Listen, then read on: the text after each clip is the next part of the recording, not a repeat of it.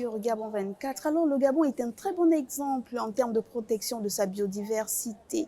Le pays allie économie et gestion durable de ses ressources. Un très bel exemple sur le plan continental, mais pas que. Et vous allez voir que ça va bien au-delà, puisque sur le plateau, nous avons un invité qui était là dans le cadre du forum sur l'industrialisation de la filière tonnière au Gabon, Monsieur Jean-Noël Bibon Binguema. Vous êtes directeur des évaluations et de l'aménagement au ministère de la Pêche et de l'économie maritime. Bienvenue. Merci, madame. Qu'est-ce que fait un directeur des évaluations et de l'aménagement?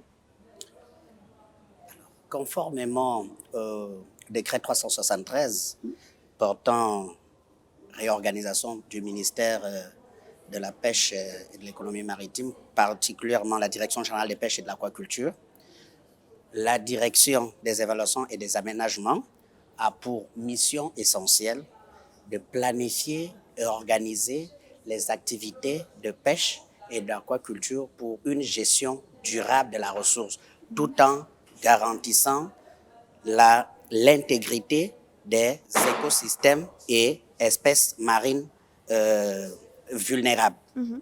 Alors, dire ici que le Gabon a des ressources halieutiques incroyables, ce serait une redite. On le sait, notre pays est béni des dieux. Et donc, on a décidé de protéger ces ressources-là. On a créé des aires marines protégées. C'est quoi l'histoire de la création de ces aires? On sait qu'elle date, la création date de juin 2017. Tout à fait, madame.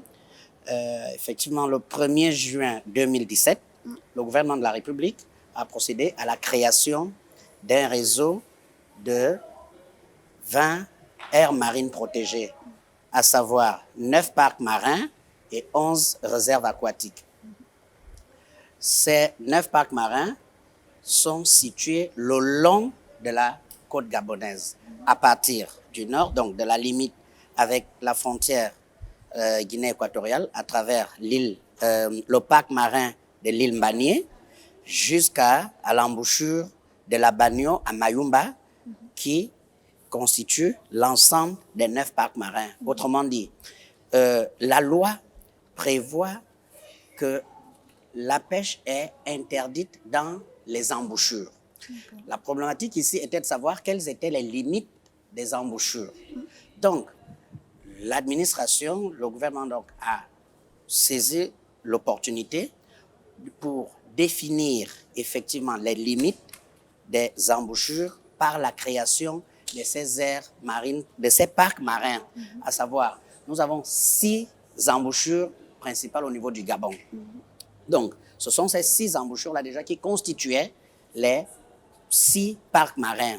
Ensuite, nous avons eu 3 parcs marins en fonction de la particularité des zones et des espèces qu'on rencontrait dans ces milieux-là. Donc, ce qui constituait les 9 parcs marins et à ajouter à cela les 11 réserves aquatiques qui sont également étalées sur l'ensemble de la côte gabonaise. Donc, des zones protégées, mais comment est-ce qu'on a décidé de choisir telle ou telle autre zone? Est-ce qu'il y a eu des plongeurs qui sont allés compter tous les poissons dans ces zones-là pour dire, ah oui, là, il y a plein de poissons? Comment on a fait pour dire, bon, cette zone, elle doit être protégée, celle-là moins, celle-là ceci? Comment s'est fait le choix des zones finalement? Oui, les critères de choix de ces zones étaient accentués sur 2 aspects principaux, à savoir l'écosystème lui-même, c'est-à-dire est-ce que c'était des fonds marins qui présentaient des particularités ou alors est-ce que c'était des zones fréquentées par des espèces sensibles? Je prendrai le cas de la réserve du parc marin de l'île Mbanié qui, dans la zone, regroupe un certain nombre d'espèces assez particulières et dont le statut de l'UICN, autrement dit l'organisme international qui étudie les différentes espèces, leur exploitation, leur caractère endémique ou des espèces qu'on pourrait retrouver partout. Donc, lorsque on retrouve des espèces qui sont purement endémiques, donc qui sont uniquement dans telle ou telle zone de notre région, donc nous avons l'obligation de protéger cette zone. Tel était le cas donc, du parc marin de Mbanié. Et l'exemple également de la réserve du Caillou, toujours dans la zone nord, la réserve du Caillou qui a la particularité d'avoir une montagne sous-marine. Donc, cette montagne sous-marine, c'est vraiment une richesse en termes de biodiversité, surtout en termes d'écologie sous-marine. Donc, il était de bonne loi pour l'administration de pouvoir procéder à la protection de cet écosystème unique, il faut le dire, au niveau de notre zone. Donc, l'ensemble des 11 réserves et des 9 parcs marins obéissaient justement à ces critères-là de spécificité des espèces, donc leur caractère sensible ou endémique, et également la particularité des fonds marins qui présentaient des spécificités. Pour qu'on comprenne bien, parce qu'on parle beaucoup d'espèces protégées, espèces extraordinaires, les spécificités, pour que tout le monde comprenne bien, c'est quel type, quand on parle d'espèces là, c'est quoi? C'est des poissons, quel type de poissons? On parle des tortues, on parle de quoi comme espèce? Vous faites bien de poser la question sous ce temps. Effectivement, si nous prenons le cas des tortues marines, qui sont des espèces intégralement protégées au Gabon, il faut dire que ces espèces-là, pour le cas des tortues lunes, elles ont des mouvements migratoires assez précis et qu'on a pu caractériser. Et on constate que c'est des tortues, c'est des animaux qui viennent, par exemple, au Gabon, à des périodes définies, viennent pondre les œufs et repartent.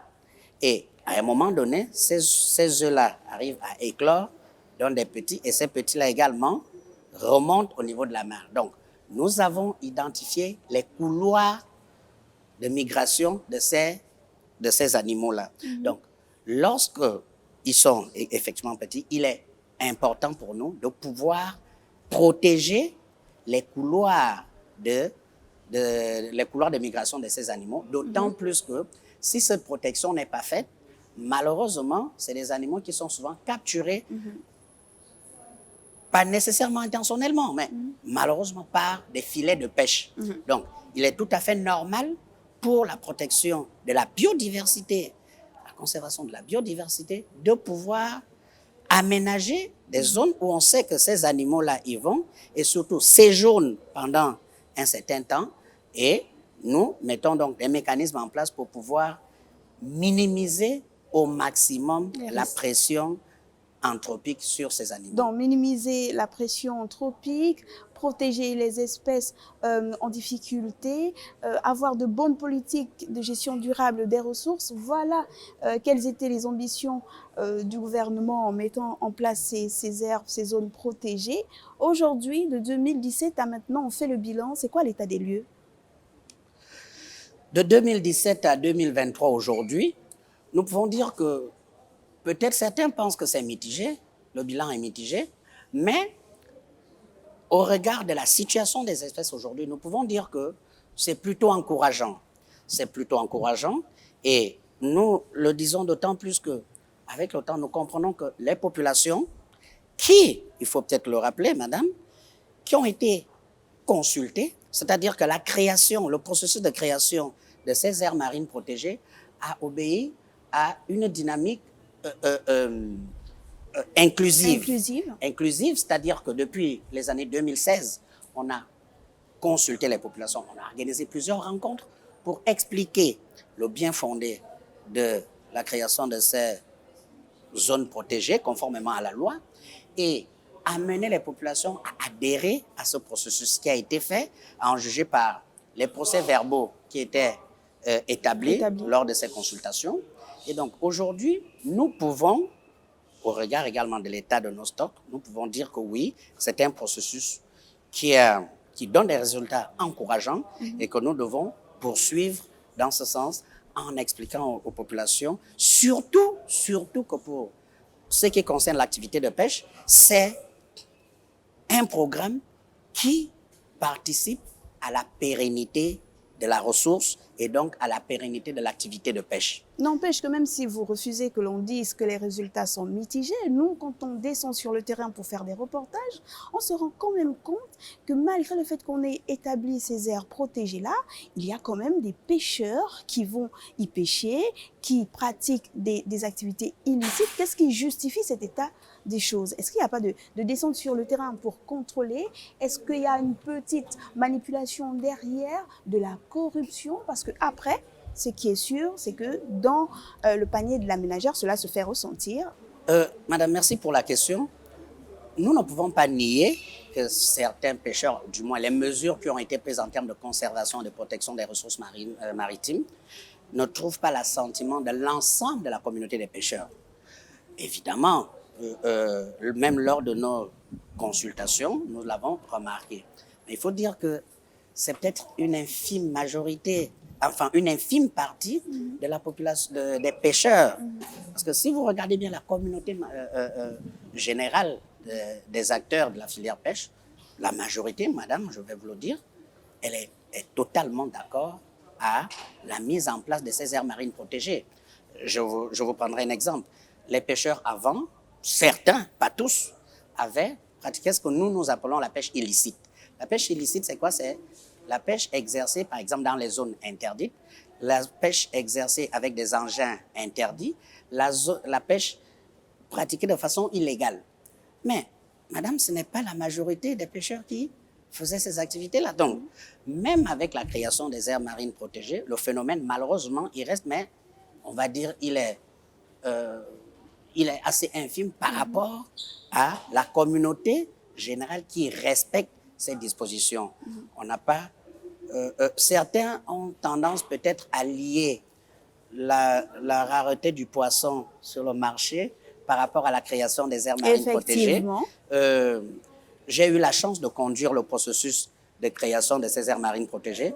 Madame, j'ai envie de vous dire, il n'y a aucune corrélation, aucune relation directe, du moins ça n'a pas été prouvé, que la création des aires marines protégées a entraîné forcément la rareté du poisson qu'on a aujourd'hui sur le marché. Même cette notion-là qui est relativement relative, la notion de manque de poissons sur le marché est relative en ce sens que vous avez des zones. Moi, quand je viens ici à Port-Gentil, je vois à peu près comment l'activité se porte. Je vais à Mayumba, je vois comment l'activité se porte.